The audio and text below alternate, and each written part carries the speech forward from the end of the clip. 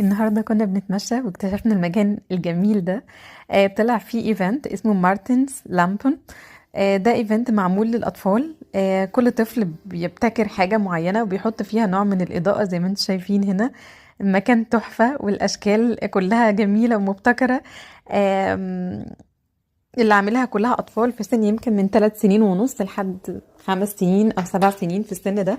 فزي ما انتم شايفين الاشكال المختلفه اللي هم عاملينها. مثلا ده حصان هنا شكله تحفه. ودي زي عروسه كده معرفش اسمها ايه.